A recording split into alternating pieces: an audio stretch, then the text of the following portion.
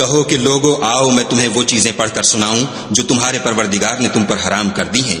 उनकी निस्बत उसने इस तरह इरशाद फरमाया है कि किसी चीज को खुदा का शरीक न बनाना और माँ बाप से बदसलूकी न करना बल्कि सलूक करते रहना और नादारी के अंदेशे से अपनी औलाद को कत्ल न करना, क्योंकि तुमको और उनको हम ही रिज्क देते हैं। और बेहयाई के काम जाहिर हों या पोशीदा उनके पास न फटकना और किसी जान वाले को जिसके कत्ल को खुदा ने हराम कर दिया है कत्ल न करना मगर जायज तौर पर, यानी जिनका शरीयत हुक्म दे।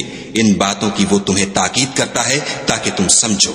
और यतीम के माल के पास भी न जाना मगर ऐसे तरीक से कि बहुत ही पसंदीदा हो, यहाँ तक कि वो जवानी को पहुंच जाए। और माप और तोल इंसाफ के साथ पूरी पूरी किया करो। हम किसी को तकलीफ नहीं देते मगर उसकी ताकत के मुताबिक। और जब किसी की निस्बत कोई बात कहो तो इंसाफ से कहो, गो वो तुम्हारा रिश्तेदार ही हो, और खुदा के अहद को पूरा करो। इन बातों का खुदा तुम्हें हुक्म देता है ताकि तुम नसीहत कबूल करो।